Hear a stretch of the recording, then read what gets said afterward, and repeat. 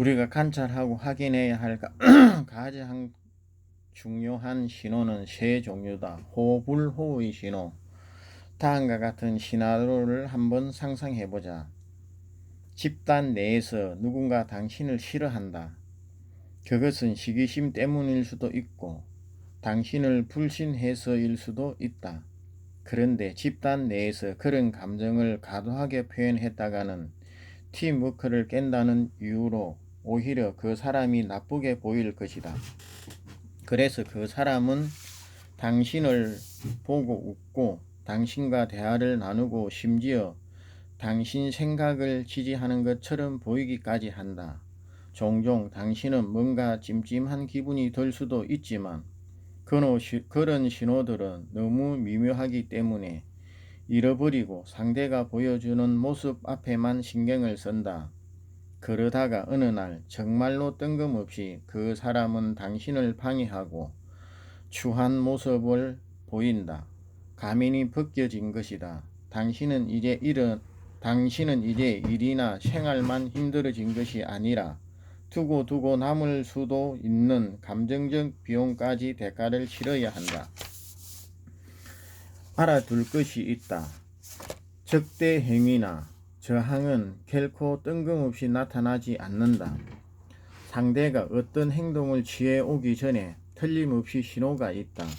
그처럼 강한 감정을 완벽하게 억누르려면 피로감이 너무 크기 때문이다. 문제는 우리가 주의를 기울이지 않을 뿐만 아니라 선천적으로 마찰이나 의견 같은 것은 생각조차 하기 싫어한다는 점이다. 우리는 차라리 생각 자체를 회피하고 남들이 내 편 혹은 적어도 중립이라고 생각하고 싶어 한다. 상대에게 뭔가 미심쩍은 게 있다고 느끼면서 또 그 기분을 무시해버리는 경우가 대부분이다. 우리는 이 직관적 반응을 신뢰하는 법을 배워야 한다. 해당되는 신호들을 찾아내 증거를 더 면밀히 검토하는 계기로 삼아야 한다. 반감이나 적대감이 있는 사람은 보디랭귀지를 통해 분명한 징후를 내보낸다. 당신이 한 말에 갑자기 눈살을 찌푸리거나 노려본다거나 입술을 모음으로 다가 얼른 패는 것 등이 그 징후다. 목이 경직되기도 하고 대화 중인데도 몸이나 발은 이미 당신에게서 먼 쪽으로 돌아가 있을 때도 있다. 당신이 뭔가를 주장하면 발장을 끼거나 몸 전체가 경직된 모습을 보여주기도 한다. 문제는 상대의 불만이 너무 강해져서 도저히 숨길 수 없을 때까지 당신이 그런 신호를 알아보지 못한다는 점이다. 그러니 그들이 흘리고 가는 더 미묘한 신호나 미세 표정까지는 찾는 연습을 해야 한다. 미세 표정은 심리학자들이 최근에 발견한 것이다. 심리학자들은 동영상을 통해 미세 표정의 존재를 입증했다. 미세 표정이 지속되는 시간은 1초도 되지 않는다. 미세 표정에는 두 가지가 있는데 첫 번째는 사람들이 부정적 감정을 의식하면서 억제하려고 할 때 나오는 것이다. 이때는 몇 분의 1초밖에 표정이 지속되지 않는다. 두 번째는 우리가 적대감을 의식하지 못하고 있는데도 얼굴이나 신체에 아주 짧은 순간 표현되는 경우이다. 미세 표정은 일시적으로 상대를 노려보거나 얼굴 근육이 긴장되는 것, 입술을 오므리라는 것 등으로 나타나는데 눈은 아래로 내려다보면서 짓부림이나 비웃음, 경멸의 표정 등이 시작되려는 찰나다.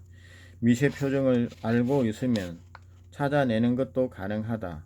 미세 표정은 놀랄 만큼 자주 일어나는데 얼굴 근육을 완벽히 통제하거나 여러 신호들을 제때에 억제하는 것은 거의 불가능에 가깝기 때문이다. 마음을 편히 먹고 주의를 기울이되 너무 대놓고 찾아서는 안 되고 갯눈으로 잡아내야 한다. 미세 표정은 일단 한번 인식하기 시작하면 점점 쉽게 찾을 수 있다. 또 하나 긴장감이나 냉담함, 속내를 알려주는 신호들이 있다. 이 신호들은 미묘하지만 몇 초간 지속된다. 예컨대 당신에게 부정적인 생각을 품고 있는 사람이 있다고 치자.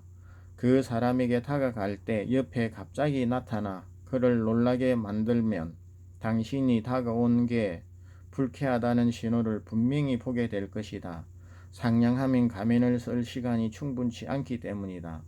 당신을 만나서 기분이 좋지 않다는 신호가 1, 2초 정도 나타난다.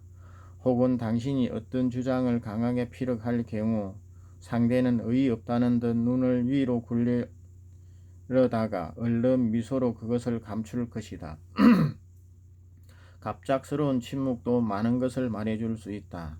당신이 시기심이나 반감을 일으킬 만한 말을 했을 때 그들은 저도 모르게 잠깐 침묵하거나 생각에 빠진다.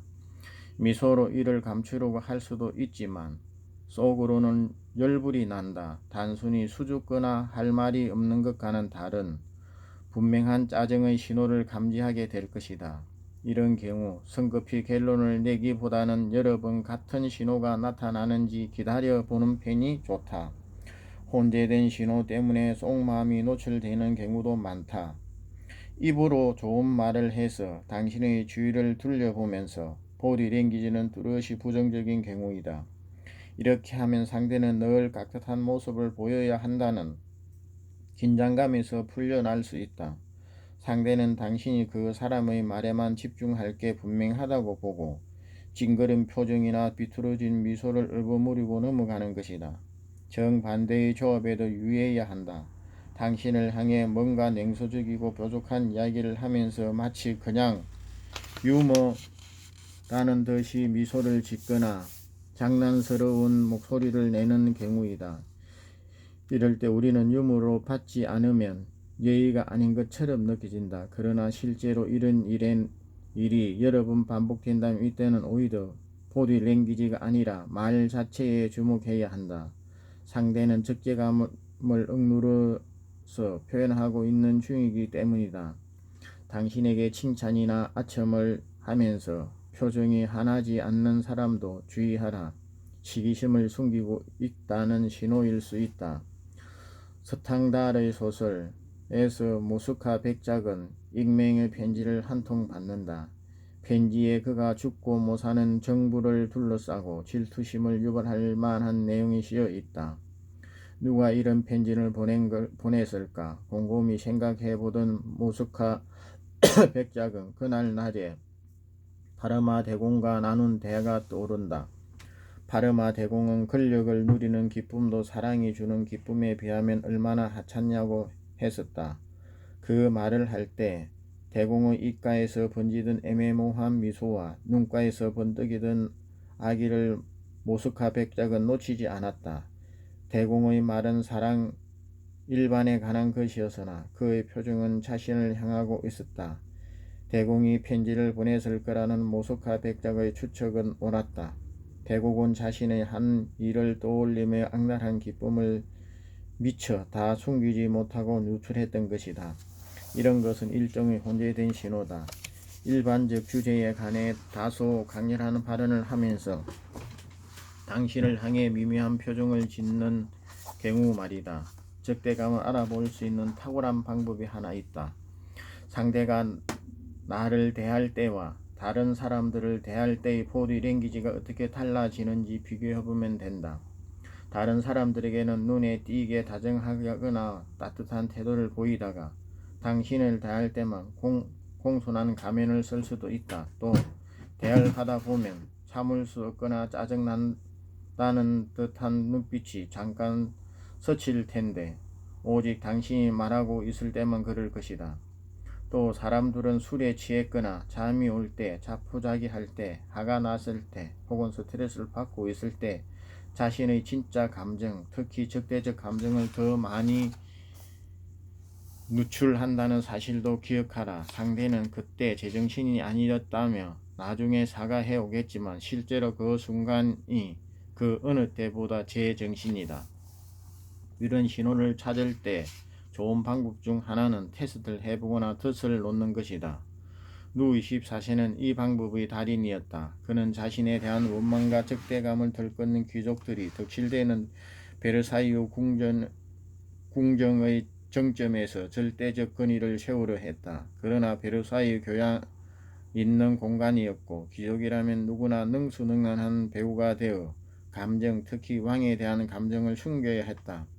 하지만 루이 14세에게는 그만의 테스트 방법이 있었다.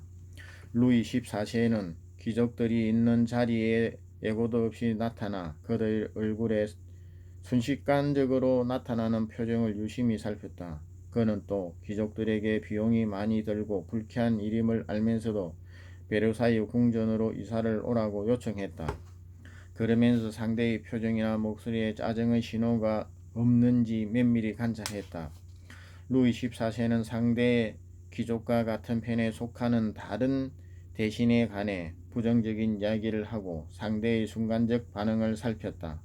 불편한 신호가 충분히 많이 감지된다면 숨겨진 적대감이 있다는 뜻이다. 누군가 당신을 시기한다고 의심되면 최근 당신에게 있었던 좋은 일을 이야기해보라. 단 떠벌리는 것처럼 보이지 마라. 혹시 상대의 얼굴에 실망한 듯 미세한 표정은 없는가? 비슷한 방법으로 금세 억누르기 힘든 반응을 유도해 상대에게 숨은 분노나 원망이 없는지 테스트해보라. 일반적으로 사람들은 당신을 더 많이 보고 싶거나 덜 보고 싶거나 무관심하거나 셋 중 하나다. 세 사람을 오락가락 할 수도 있지만 결국에 어느 한쪽으로 방향이 정해진다. 이 점은 당신의 이메일이나 문자 메시지에 얼마나 빨리 답을 보내는지, 당신을 보자마자 어떤 보디랭귀지를 보이는지, 그리고 당신이 있을 때 풍기는 신체적 분위기를 보면 알 수 있다. 적대감이나 부정적 감정을 일찌감치 감지하는 게 좋은 이유는 우리가 취할 수 있는 전략이나 선택이 늘어나기 때문이다. 상대에게 덫을 놓아서 의도적으로 그 적대감이 휘젓거나 공격적 행동을 유도한다는 장기적으로 상대가 오히려 당황할 것이다. 아니면 상대의 반감을 중화시키기 위해 2배로 더 열심히 노력하거나 매력적으로 상대를 적극 공략해 그를 내 편으로 만들 수 있다. 아니면 그냥 거리를 둬서 상대를 채용하지 않거나 해고하거나 그와 교류하지 않는 방법도 있다. 어느 쪽이든 당신은 예상 못한 싸움이나 해방을 피할 수 있기 때문에 앞길이 훨씬 순탄할 것이다.